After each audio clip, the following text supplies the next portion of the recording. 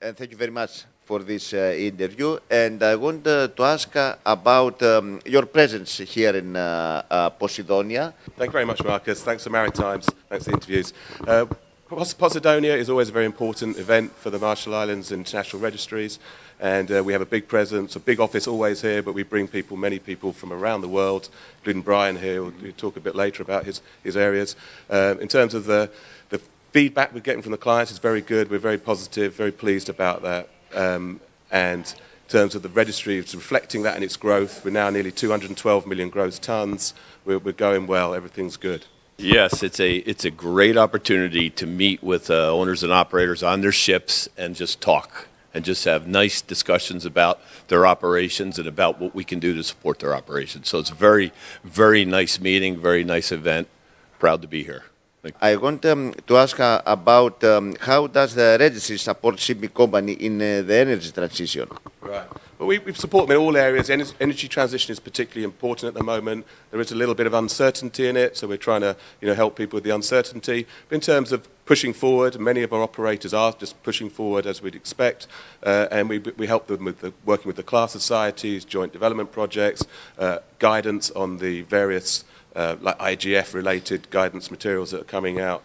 We're always positive and there to help, working with the class societies and the operators. The war in Ukraine continues, as does the conflict in the Persian Gulf. To what extent is this affecting your fleet? Yeah. Well, it's obviously very stressing, very harrowing times, very stressful for the seafarers, so we're very mindful of that. These people didn't join up to have missiles and drones fired at them. There's been some physical damage to some of our ships and other flagships. We're not the only ones affected. Unfortunately, there's been deaths. These people are stuck in a zone which they want to get out of. So a lot of the support has been around sort of giving the best information.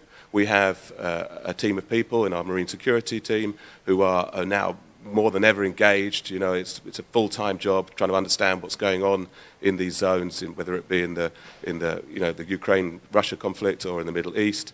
It's always moving. When we write presentations about it, we know that 15 minutes later, the whole information's changed again.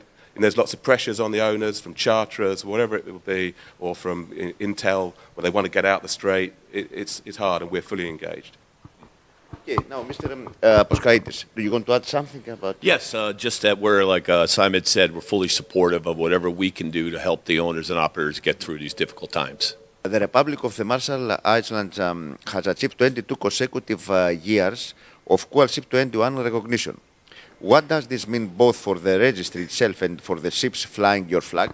Well, I think it's an unprecedented level of quality that our owners and operators have helped us achieve and that we have helped them achieve. Really, if you look at it, it's an outstanding achievement for 22 years in a row. There's no other big registry or no other registry in the world that has done that 22 years in a row. And the Qual Ship 21 standard is the hardest quality standard to achieve for a large fleet.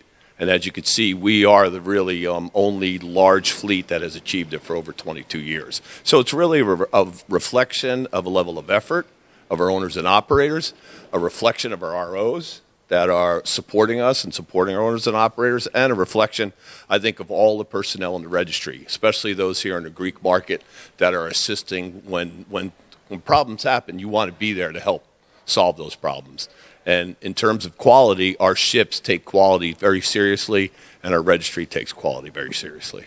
Yes, and I would say port state control is difficult in some areas, but it's very fair as well. And as long as the ships and our registry support each other, they can get through these times when they're pulling into a port that may have a more difficult port state control area than somewhere else. But if they're prepared, it's all about being prepared and then carrying out the actions that we work with them on a day-to-day basis. Our staff around the world is working with every one of our managers, our ship managers, ship operators, and the crews on board our ships to make sure they understand what they need to do when they're pulling into port and they face a port state control or any third-party inspection.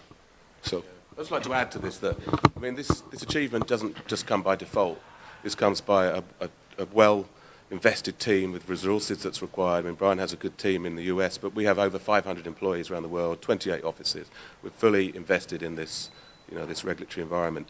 And I don't know if I could go too much details, but, so many national flags can't achieve this, yet some of these open registries get a bad name. It's the wrong thing. We are fully engaged. We're on board with compliance. That's our goal. Has the registry considered obtaining training standards and inspections protocols based on innovative technologies and alternative fuels? I think that's a very good question. In terms of innovative technologies, actually, we just appointed a new director of technology and innovation. That's going to lead us in some of those efforts. But if you look at the port state control statistics and what ships are being delayed for day in and day out, over the last 40 or 50 years, it's been the same exact deficiencies. So some of what we're trying to do is maybe a bit more simpler, and it's to transfer some of that common sense we have in our inspectors that are getting their boots on the decks of the ships to the crew and to the managers. And there's different ways that we can achieve that. So in terms of innovation, that's what we're looking at. How we do that in a better, more systematic way for the future. Yeah. And I think maybe your point was also to the seafarers, possibly, about how they're going to get trained in these new fuels. So, of course, we work heavily with the IMO and the HTW subcommittee to develop model courses.